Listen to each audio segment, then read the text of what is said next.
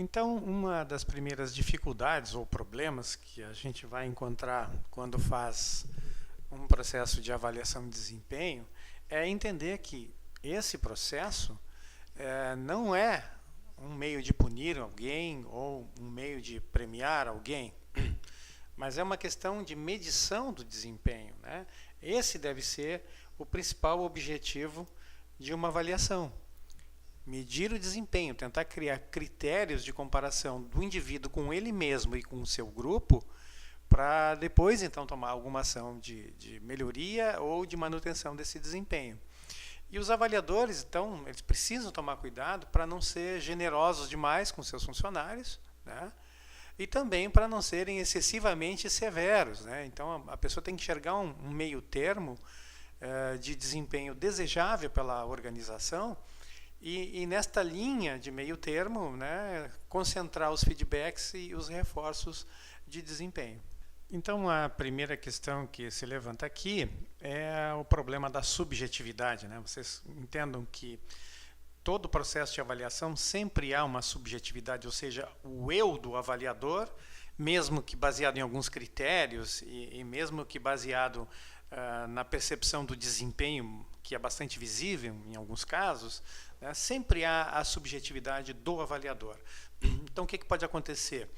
O avaliador pode projetar potencialidades, né, e dificuldades no avaliado, ou em si mesmo, que talvez não existam. Ou seja, é uma coisa dele, como avaliador, projetando no segundo indivíduo, né, numa terceira pessoa, ou positivamente ou negativamente, e isso ocorre constantemente. Então, o avaliador precisa ter consciência de que isso está acontecendo e tentar minimizar isso ao extremo, porque senão vai haver uma grande distorção. Esse é um problema bastante comum em qualquer empresa, ok?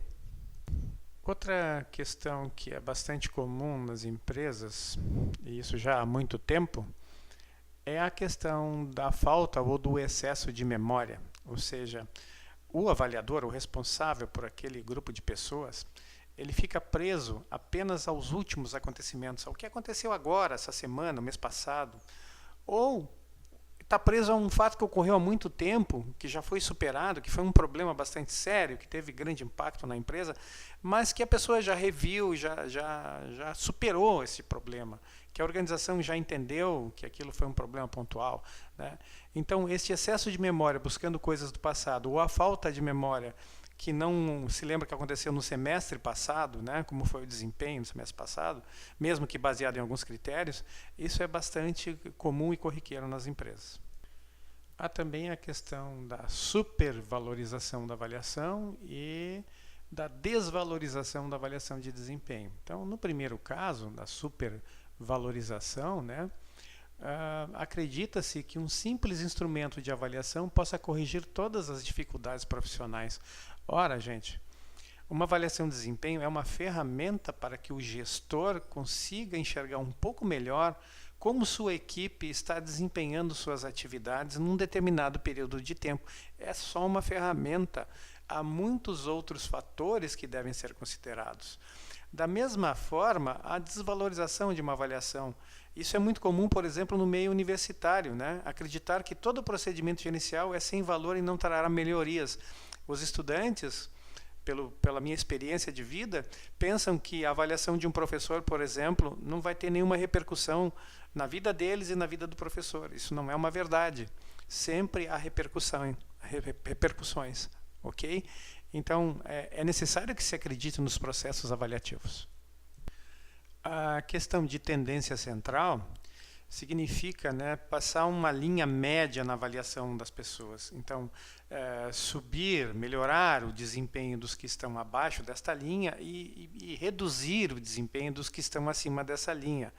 Ora, um avaliador, ele faz isso porque ele tem medo, né, de que uma avaliação muito extrema possa prejudicar as pessoas que têm alguma dificuldade muito grande, né? E também ele tem medo de assumir responsabilidades para as pessoas que têm um desempenho muito diferenciado acima da média. É uma tendência de padronizar a avaliação. Ou seja, se tu tem uma escala de 1 a 10, todo mundo tira nota 5 ou nota 6, né? Isso não corresponde à realidade do dia a dia. Nós sabemos que vai ter pessoas que têm um desempenho 3 e vai ter pessoas que têm um desempenho 10. ou 9,5, ou 9. Né? Então, isso é um problema bastante grave, porque quem tem um desempenho diferenciado se sente prejudicado.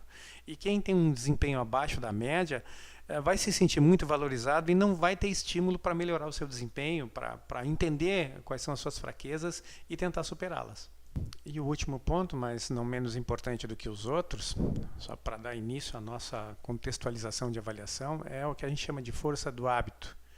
Ou seja, os avaliadores têm dificuldade em identificar variações no desempenho do avaliado, porque as pessoas não têm um desempenho constante durante um período de tempo de um ano, por exemplo. Há variações para cima e para baixo, por questões emocionais, por questões de saúde, por questões de motivação, né? Ou eles fazem isso nas relações com os demais colegas no decorrer dos anos. Então, eu me acostumo com aquela pessoa, acho que ela é um bom colega, que ela se desempenha bem o seu papel na instituição e que assim tá bom. E algumas pessoas têm alguns defeitos que são incorrigíveis, outras, né, menos. Então, é não acreditar no ditado popular que pau que nasce torto nunca se endireita ou morre torto, né? Todas as pessoas podem superar as suas dificuldades e melhorar o seu desempenho. Elas podem se motivar para ter uma carreira melhor e diferenciada, enxergar o mundo com outros olhos.